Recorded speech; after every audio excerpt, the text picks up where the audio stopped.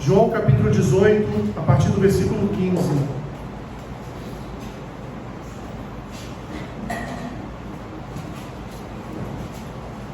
João 18, 15.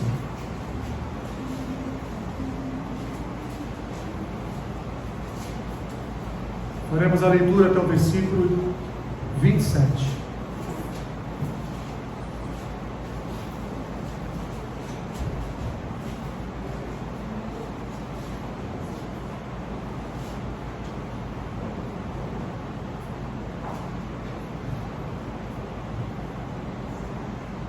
Amém?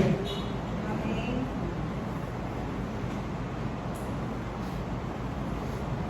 Escreveu então assim João o seu Evangelho, versículo 15, capítulo 18. Simão Pedro e outro discípulo seguiam a Jesus. Sendo este discípulo conhecido do sumo sacerdote, entrou para o pátio deste com Jesus. Pedro, porém, ficou de fora, junto à porta. Saindo, pois, o outro discípulo, que era conhecido do sumo sacerdote, falou com a encarregada da porta e levou a Pedro para dentro.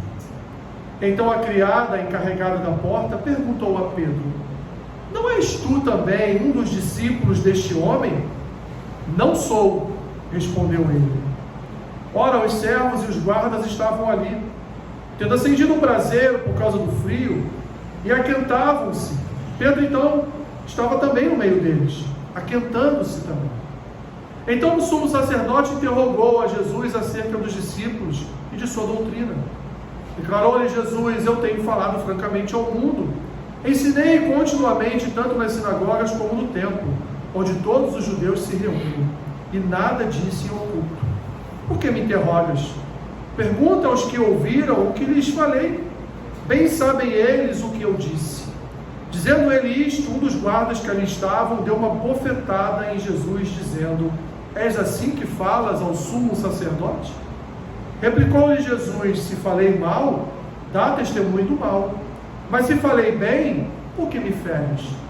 Então Anás o enviou, manietado à presença de Caifás, o sumo sacerdote. Lá estava Simão Pedro, aquentando-se. Perguntaram-lhe, pois: és tu, porventura, um dos discípulos dele? E ele negou e disse: não sou. Um dos servos do sumo sacerdote, parente daquele a quem Pedro tinha decepado a orelha, perguntou: não te vi eu no jardim com ele? De novo Pedro negou, e no mesmo instante cantou o galo. Pai amado, Pai querido, essa é a tua palavra, não é, Senhor, a minha palavra. Não sou dono desta palavra, mas o teu Espírito é que é. Pois foi ele que instruiu João a escrever o Evangelho, foi ele que inspirou todos esses homens a escrever a tua palavra, e portanto ela é para nós fonte de inspiração, e que nesta manhã ela seja fonte de ensino e de inspiração para os nossos corações. Amém. Eu te peço, Senhor, é que o Senhor me use, para que o teu nome seja glorificado nesta manhã, em nome de Jesus. Amém. Deixe sentar, meus irmãos.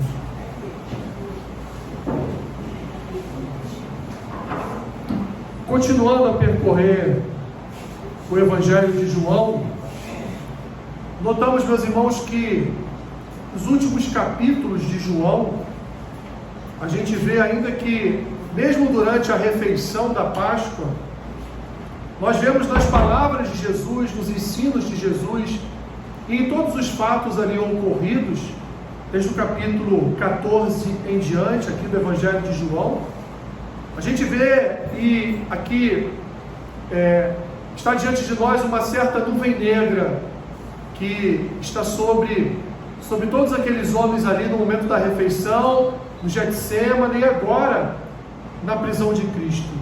E digo isso porque, meus irmãos, porque em que pese Jesus ter alertado, ter avisado, ter tentado de certa forma com as suas palavras discipular e ajudar os seus discípulos, preparar o coração dos seus discípulos para aquilo que viria, e o que viria certamente não era nada de bom, mais uma vez, em que pese tudo isso está registrado nos profetas, em que pese tudo isso está estabelecido na palavra do Senhor, em que pese tudo isso ser necessário para que, por exemplo, nós hoje estivéssemos aqui numa comunidade de fé. Jesus veio para morrer. Eu já disse em outras pregações que me utilizo muito dessa frase. Jesus nasceu para morrer por cada um de nós.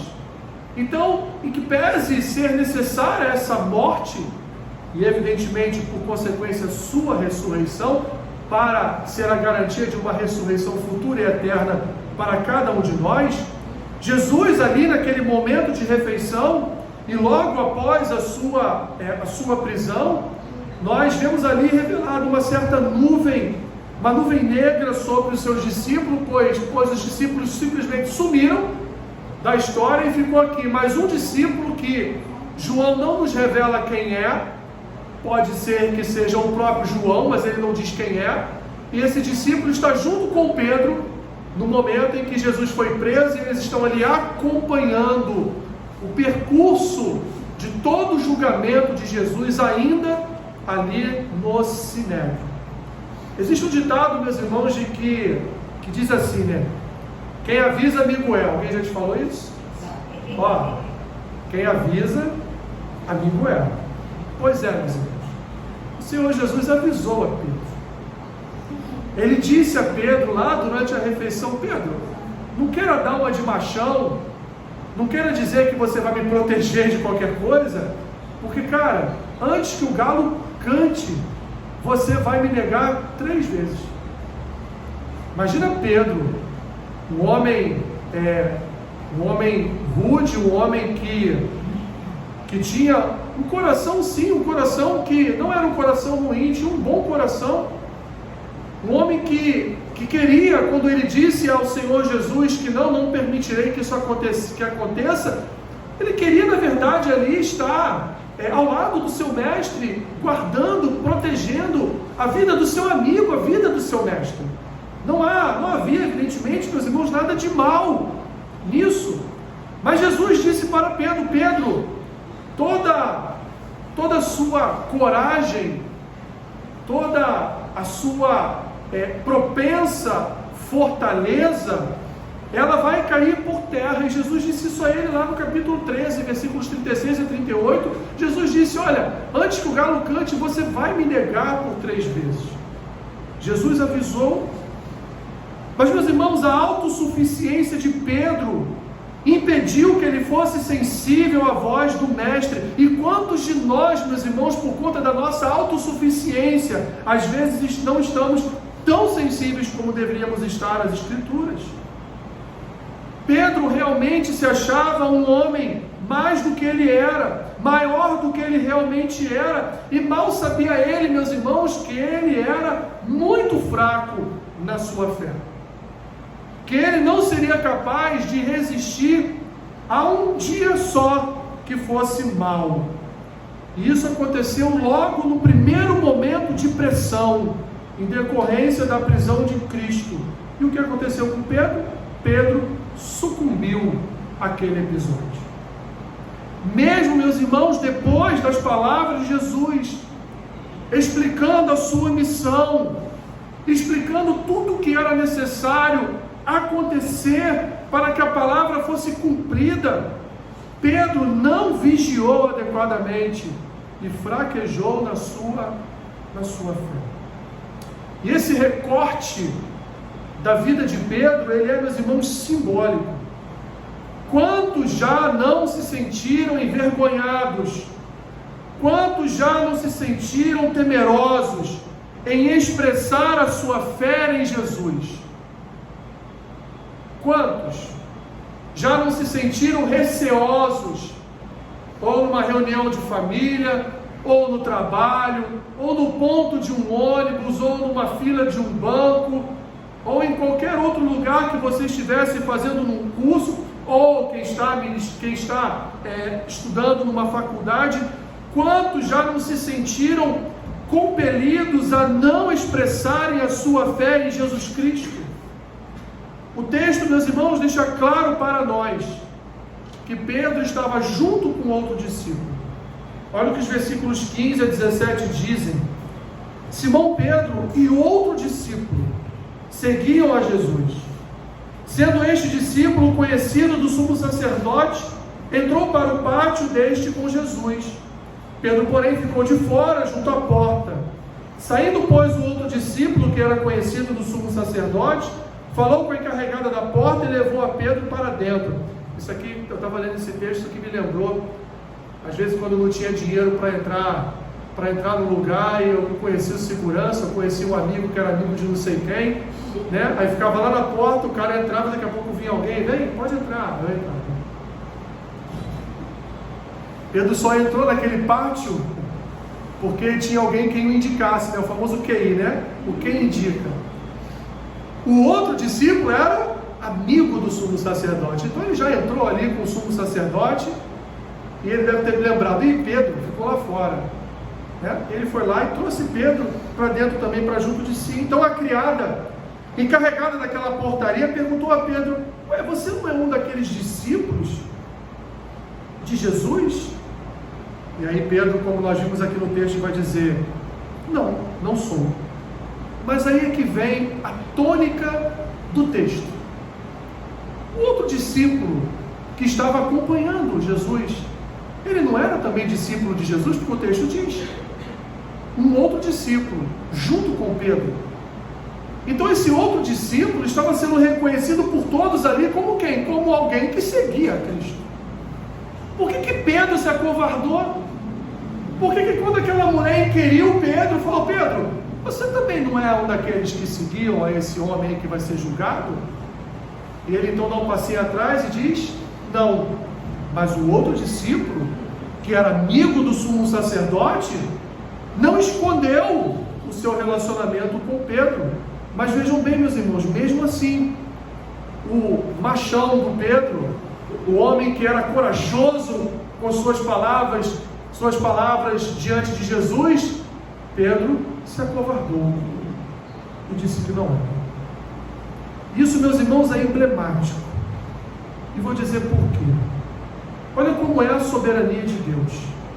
Nesse recorte da vida de Pedro, meus irmãos, a palavra está dizendo para cada um de nós, porque nós hoje conhecemos toda a história de Pedro. Não, vocês não vão me crucificar como crucificaram o meu Senhor. Vocês vão me crucificar de cabeça para baixo. Eu não vou morrer como o meu Senhor. Eu não sou digno de morrer como o meu Senhor morreu. Então, me vire, me coloque de cabeça para baixo, para que eu não esteja na mesma condição de morte do meu Senhor. Pedro era de fato um homem de coragem. Pedro era de fato um homem que, após o Pentecostes, após Atos capítulo 2, ele foi cheio do Espírito Santo, ao ponto de, no seu discurso, perante lá todo o sinédrio, após o derramar do Espírito Santo, o que Pedro fala ali, meus irmãos? Pedro joga na cara de todos aqueles homens: vocês assassinaram a Jesus, vocês mataram Jesus, e ainda que vocês venham nos impedir, nós continuaremos a falar e a proclamar o nome de Jesus. Pedro de fato era verdadeiramente um homem corajoso, mas neste momento da história, meus irmãos, neste recorte da vida de Pedro, recorte esse, meus irmãos, já proclamado, profetizado pelo nosso soberano Senhor Jesus, o que esse recorte nos mostra? Que há em cada um de nós, meus irmãos, um certo grau de fraqueza, e esse grau de fraqueza ele é encontrado, em certa medida, sobre cada um de nós. Nós não temos a capacidade, assim como Pedro também não tinha, assim como Tiago não tinha, assim como João não tinha, assim como Mateus não tinha, assim como André não tinha, assim como o próprio Judas não tinha. Nós não temos a capacidade, esses homens andaram com Cristo, na presença do Senhor. Nós também não temos, meus irmãos, a capacidade, eu já ouvi isso muito, de dizer: mas eu vou orar e vai resolver. eu vou orar e a situação vai.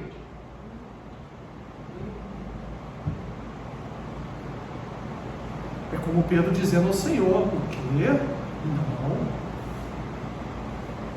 Jamais deixarei o Senhor morrer. Jamais deixarei alguém lhe prender. Jamais. Eu estou aqui como um guarda do Senhor. Vou guardá-lo, como se Jesus precisasse de alguém para guardá-lo. Mas nós às vezes somos assim também, meus irmãos. Quando nós entoamos as nossas orações, percebam bem, às vezes nós temos a tendência de confiar muito mais no que estamos orando do que aquele que vai receber a nossa oração. E a confiança de Pedro estava depositada onde? No seu braço forte. Pedro, meus irmãos, ele ouviu o maior sermão da história, bem de perto, ao seu lado. E ele teve o privilégio de ouvir algumas explicações particulares, não só na refeição, mas lá no Sermão do Monte. Jesus inicia a sua proclamação no Sermão do Monte a partir de Mateus capítulo 5 até Mateus capítulo 7. Jesus inicia o Sermão do Monte com os seus discípulos à sua volta. Aos poucos a multidão vai chegando, vai se aglomerando e vai ouvindo as palavras de Jesus no Sermão do Monte. Imagina, meus irmãos e minhas irmãs, quantas palavras, quantas reuniões, quanto discipulado de Jesus Cristo junto particularmente aos seus discípulos não foram registrados nas Escrituras.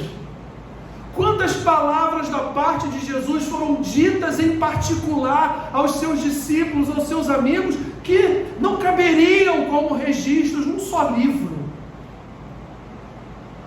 Imagina quantas vezes Pedro foi instruído a respeito da sua fraqueza e da soberania de Deus. Porque o próprio Senhor Jesus, ele se condicionava a ser ali, entre os homens, um como eles, fraco, limitado, quando ele não era. Imagina, meus irmãos, Pedro presenciou as várias manifestações de poder e graça através da vida de Cristo. Pedro ouviu várias instruções particulares ensinadas por Jesus. Pedro recebeu através do Espírito Santo a maior revelação dada por Deus na história da igreja, lembram? Quando Jesus pergunta: olha, o povo diz que eu sou Elias, que eu sou um dos profetas, mas vocês dizem, quem sou eu para vocês? O que vocês dizem a respeito de mim? E o que Pedro disse? Que tu és o Filho do Deus Altíssimo. E aí Jesus diz a ele: Pedro, tu é tão fraco que isso não saiu de você. Isso foi o Espírito que revelou através de você. Jesus estava ali dando indícios a Pedro de que ele não era o cara, como por exemplo os católicos acham, que por conta dessa declaração ele foi o primeiro Papa, ele foi até a pedra angular da igreja. Pedro teve a oportunidade, meus irmãos, de interceder por seu mestre, por seu amigo, por seu Senhor, quando ele esteve junto a Cristo no jardim do Getsêmani. Você já imaginou Deus pedindo a você para que você ore por Ele? Já imaginou o Senhor pedindo suas orações? Pedro, meus irmãos, foi até mesmo avisado a respeito do seu pecado. Foi avisado de que ele negaria o Senhor Jesus. Mas olha que coisa estranha. Nada disso foi capaz de impedi-lo de negar a Jesus. Toda a sua história de 3 anos na companhia de Jesus, tudo o que ele presenciou, não foi capaz de demover o seu coração de negar a Cristo por 3 vezes. Meus irmãos, esse texto mostra para nós que se nós não entendermos a fraqueza dos nossos corações, nós seremos fortes candidatos a negar a Jesus. Porque naturalmente já há em nós, por conta da nossa natureza adâmica, já há uma forte tendência em negá-lo com as nossas ações, com os nossos pensamentos. Pois em nossa luta diária nós somos constantemente impelidos a desobedecer, das menores às maiores coisas. Porque, como diz o profeta, nosso coração corre para onde? Para o mal.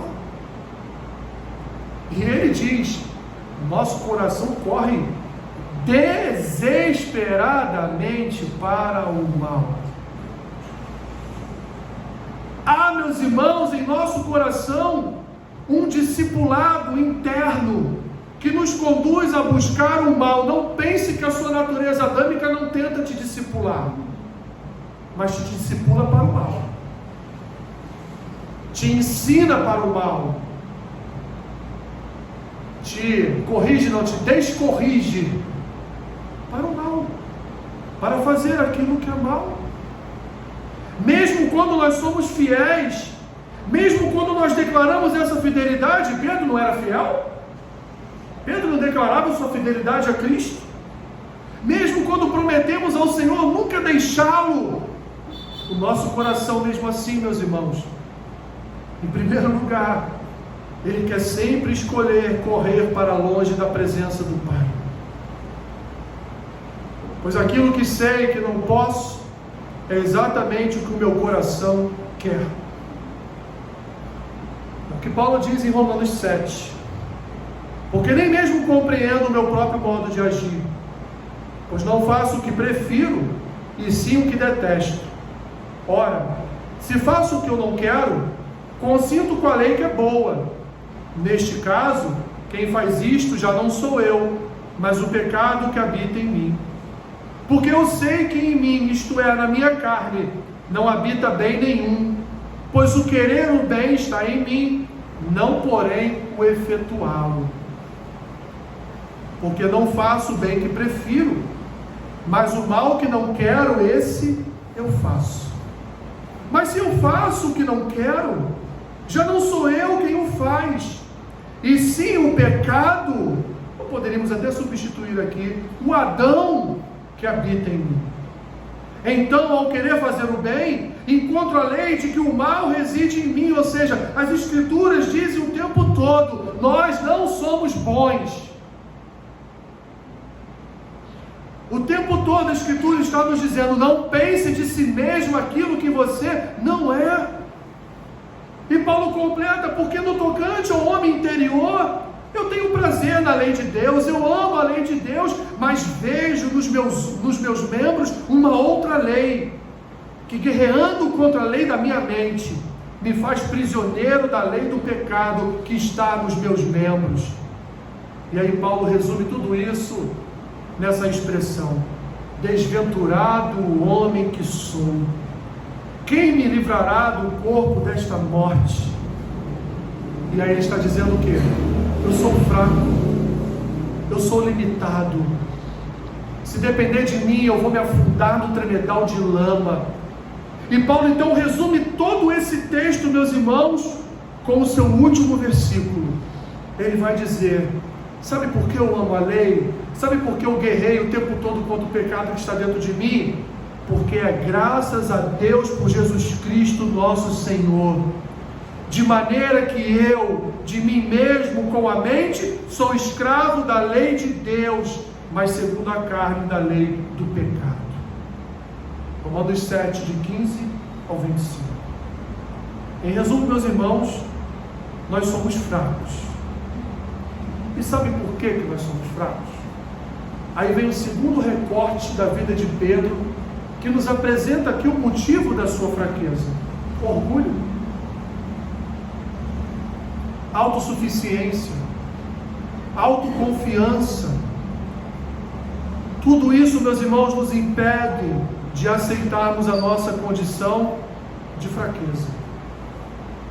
Agora eu quero que você leia junto comigo segunda carta de Paulo aos Coríntios, capítulo 12.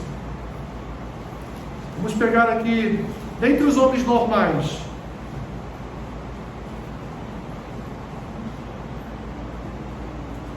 Vamos pegar aqui o que o orgulho poderia trazer até mesmo ao coração do apóstolo Paulo. O que a autossuficiência, a autoconfiança poderia trazer até mesmo ao seu coração, que dirá, meus irmãos, ao nosso coração.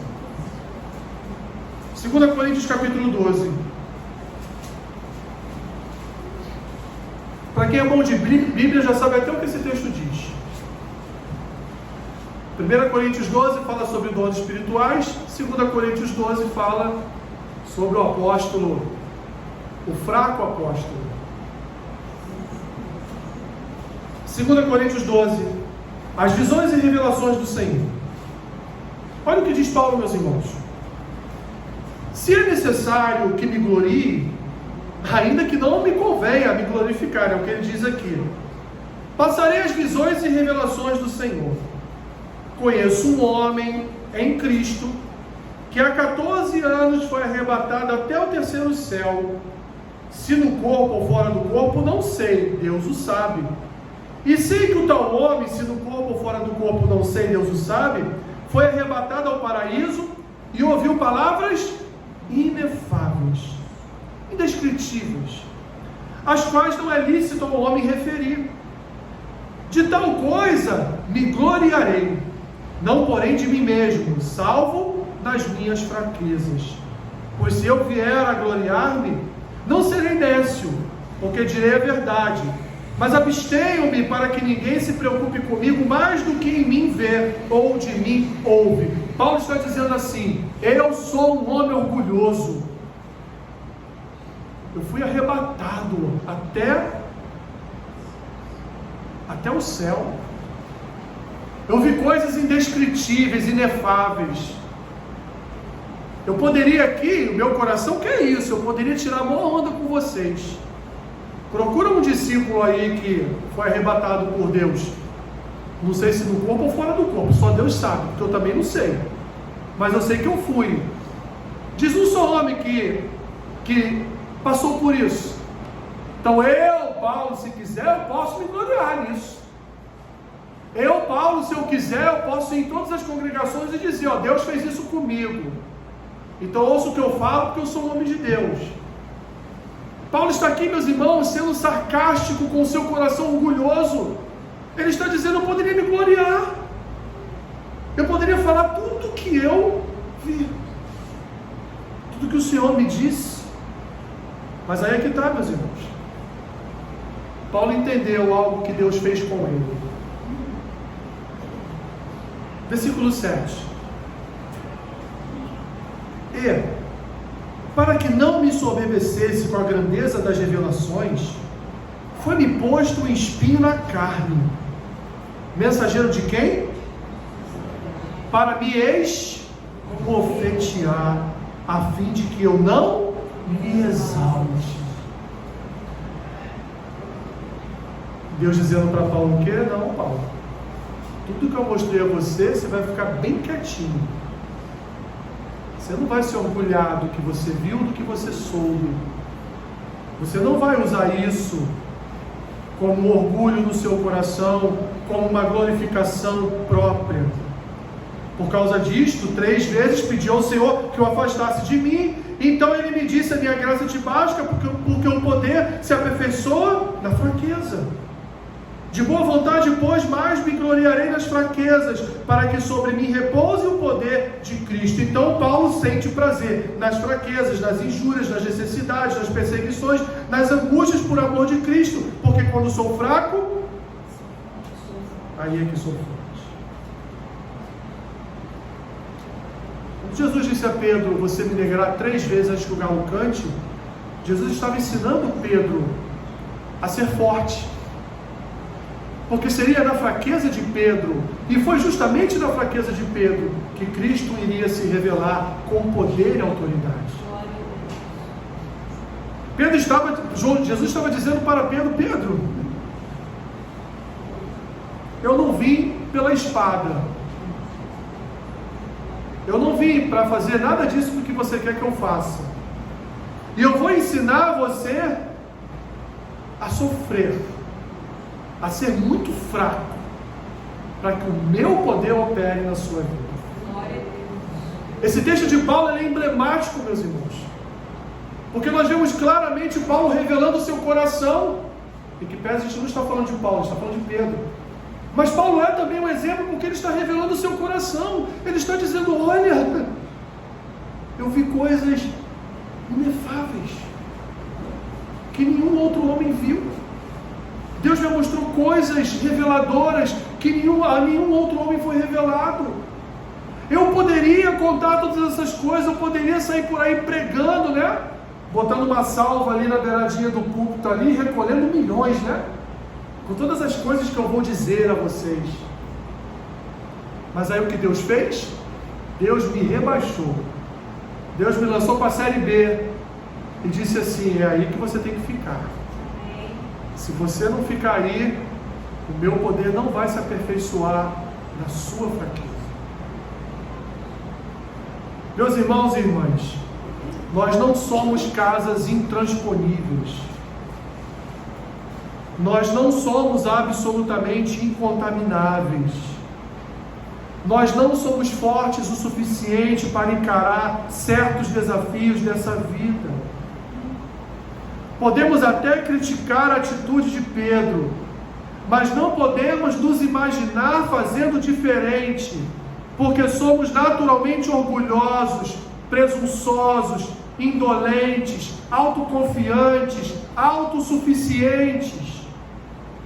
E assim como Deus colocou Paulo e colocou Pedro no seu devido lugar, Ele também nos coloca no nosso devido lugar. Pedro, meus irmãos, é o quadro, é o retrato de uma igreja autossuficiente, autoconfiante.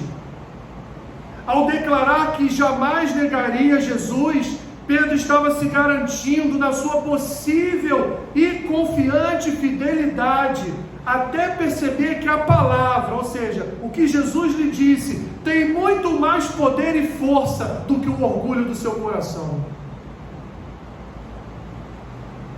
E se a palavra revela a nós quem nós somos exatamente isso que a palavra nos revela. Porque, meus irmãos, uma coisa é sermos autoconfiantes em Cristo. Uma coisa é nós nos garantirmos no poder que emana do nosso Salvador. Uma coisa é exercermos nossa fé em absoluta confiança na soberania de Deus. Uma coisa é andarmos fortalecidos pela certeza de que a graça e o cuidado de Deus estão sobre as nossas vidas. Outra coisa é acharmos que as nossas orações, os nossos jejuns e o nosso conhecimento bíblico vão, porque nós queremos que aconteça, mover a mão de Deus ao nosso favor. Isso não é garantia, e é por isso que o Evangelho é lindo. Porque quanto mais oramos, quanto mais jejuamos, quanto mais conhecemos a palavra, menos nós temos certeza do que vai acontecer, porque afinal de contas as nossas vidas estão nas mãos de Deus, e Ele faz com cada um de nós o que Ele quiser. Aleluia. Ele faz com cada um de nós o que Ele quiser, o que Ele bem entende, porque a vontade dEle é soberana e ela reina sobre a sua igreja. Não é a nossa vontade, não é o nosso achar, não é o nosso querer, não são as nossas lágrimas, os nossos jejuns, o nosso muito conhecimento bíblico, porque se fosse assim, um grande mestre das Escrituras nunca pecaria, nunca teria pensamentos incomunicáveis, jamais.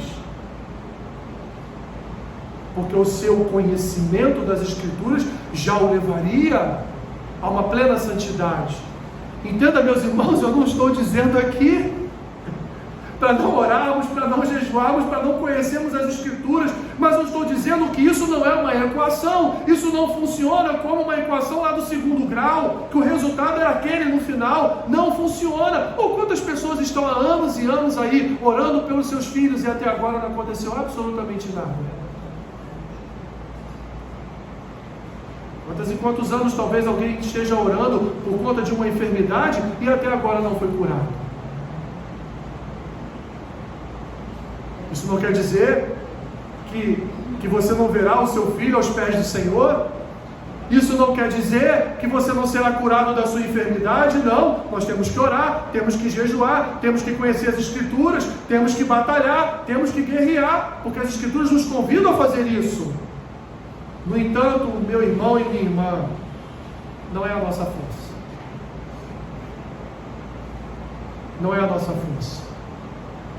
A confiança não está em quantas horas eu oro, porque eu posso orar 1 minuto e Deus agir.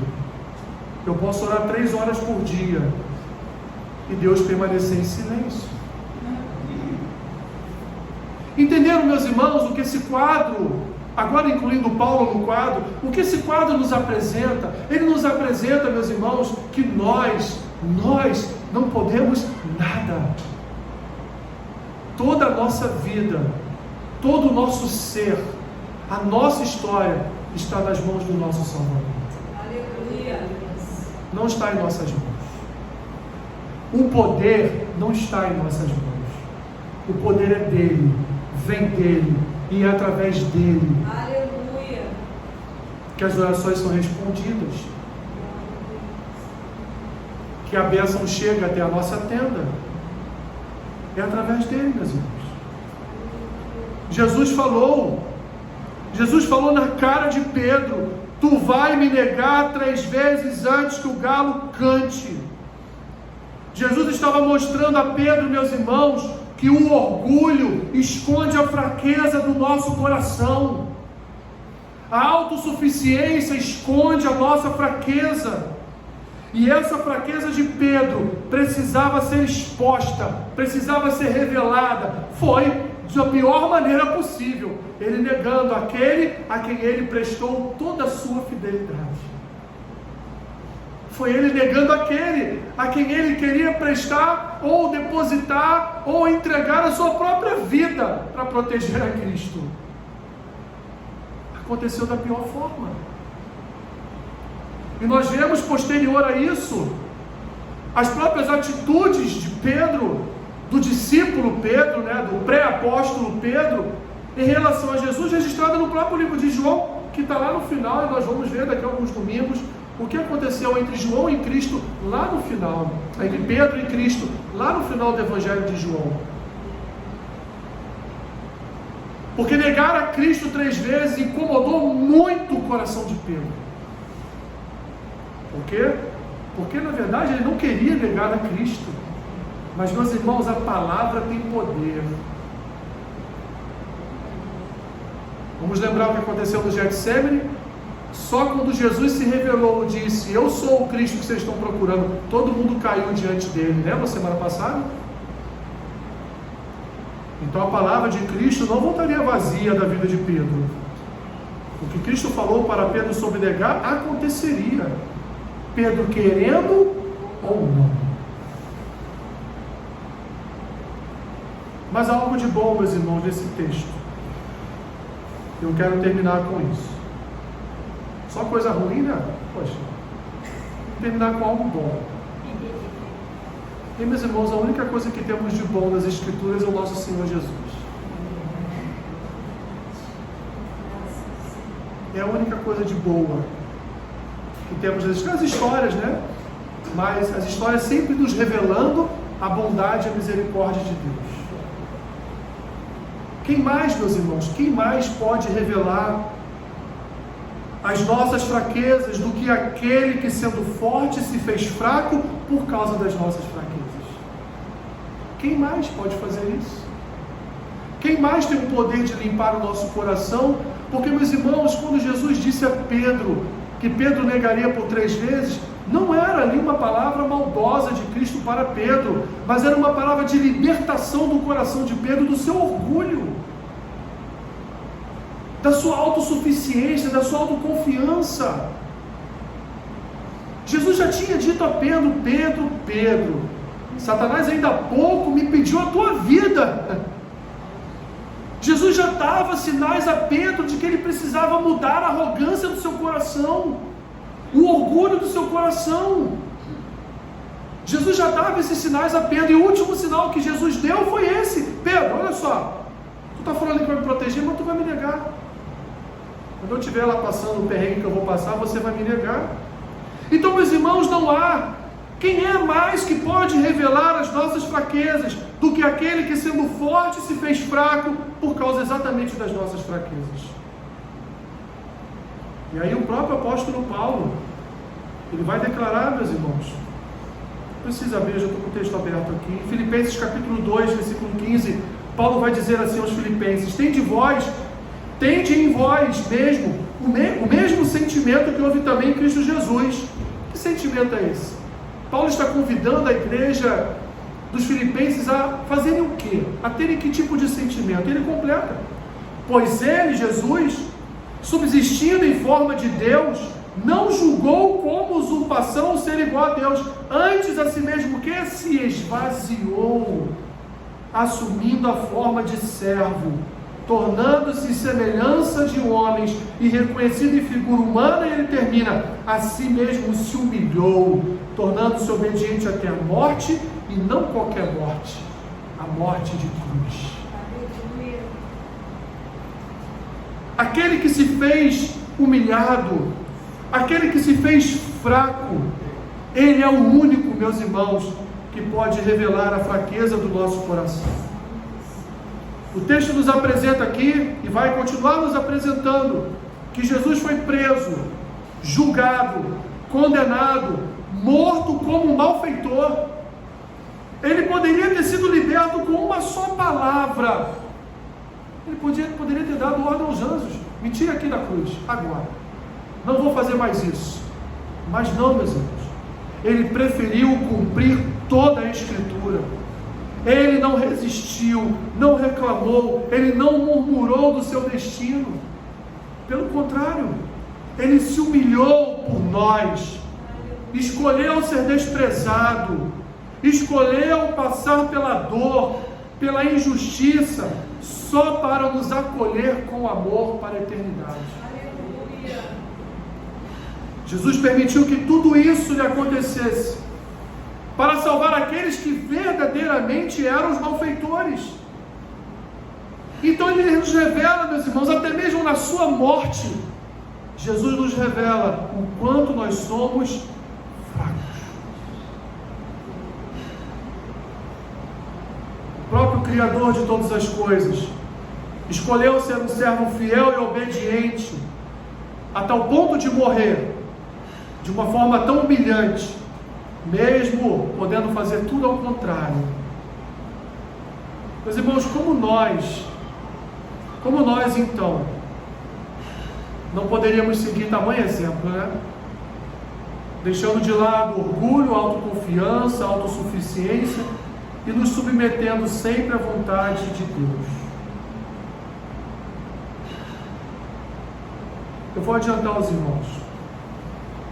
Quando Jesus reencontra Pedro, Jesus pergunta 3 vezes a Pedro: Pedro, tu me amas? Que teste, né?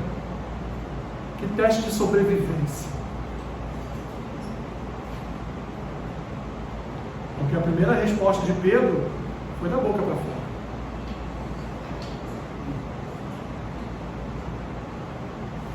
Pedro, tu me amas?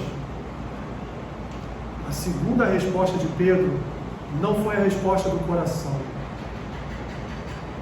Foi a resposta da tribulação que ele passou quando ele negou a Jesus. Sabe quando você quer desfazer algo errado que você fez, mas você quer desfazer de uma forma que não é sincera? Pedro queria desfazer o seu erro, não sendo sincero com Jesus. E aí, quando Jesus pergunta pela 3ª vez, Pedro entende o que Jesus quer. Porque Jesus não queria que Pedro consertasse o seu erro na negação. Não era isso que Jesus queria. Jesus queria ouvir o que Pedro tinha no seu coração. E aí sim, Pedro verdadeiramente, de uma forma até um pouco rude, ele diz: o senhor não sabe que eu te amo? O senhor não sabe que eu te amo? Perguntou pela 3ª vez por quê? E aí Jesus responde o que a ele? Então Pedro, agora sim, Agora a resposta veio do seu coração. Agora você não está tentando consertar o seu erro do passado. Agora a resposta veio do seu interior. A sua resposta agora é verdadeira. Então agora você pode apacentar as minhas ovelhas. Porque eu sei que o seu amor por mim vai ser o mesmo amor pelas minhas ovelhas. Glória a Deus.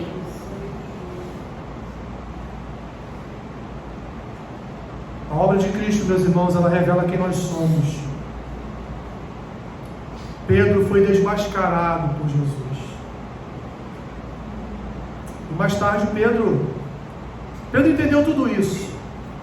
Até expressando um pouco disso na sua primeira carta, quando ele diz: pois também Cristo morreu uma única vez pelos pecados, o justo pelos injustos, para conduzirmos a Deus. Meus irmãos, Jesus, sendo rico, se fez pobre por amor a nós, para que nós, sendo pobres, nos tornássemos ricos na presença de Deus.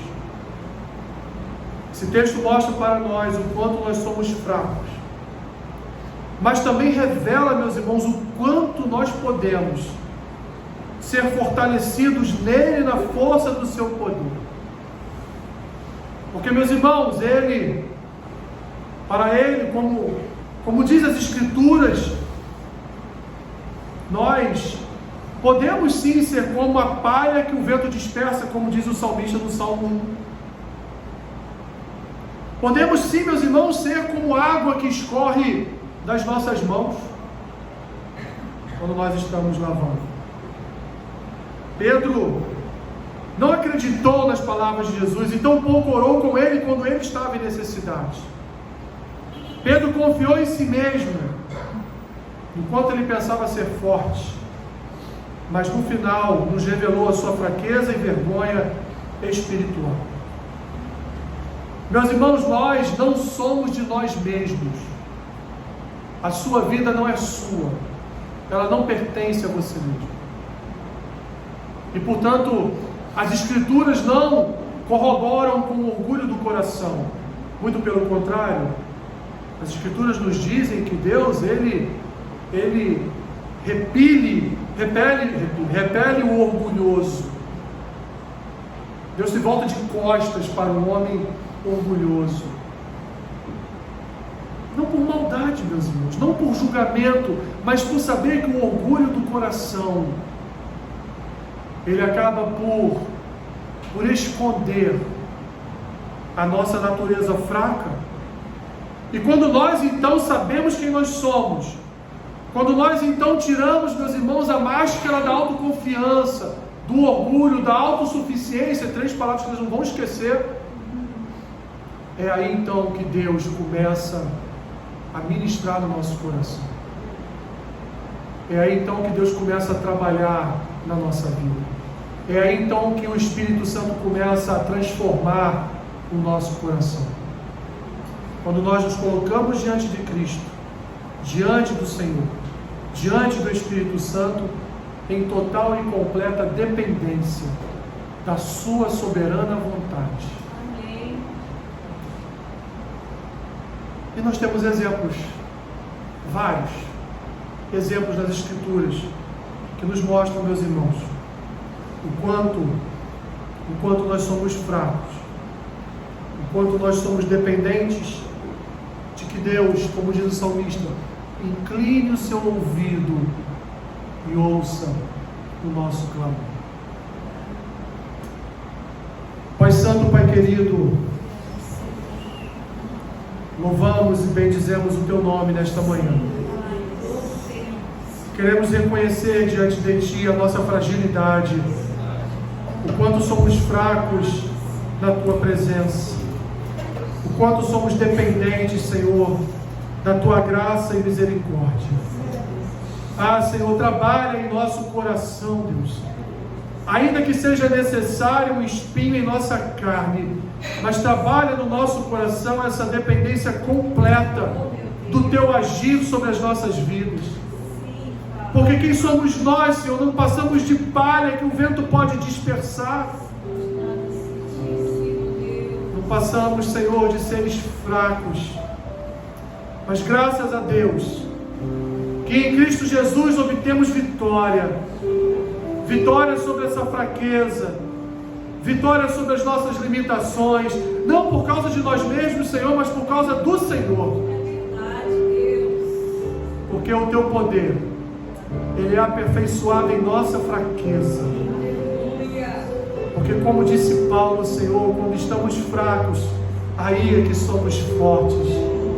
Por causa do Teu Espírito que habita em nós. Faça-nos fortes, Senhor, através das nossas fraquezas, para que possamos testemunhar com poder e autoridade, Senhor, a Tua boa palavra. É o que nós pedimos nessa manhã, Senhor, e o fazemos em nome de Jesus. Em nome de Jesus. Em nome de Jesus. Amém. Amém. Meus irmãos, vou te dar aí 5 minutinhos para você escrever no seu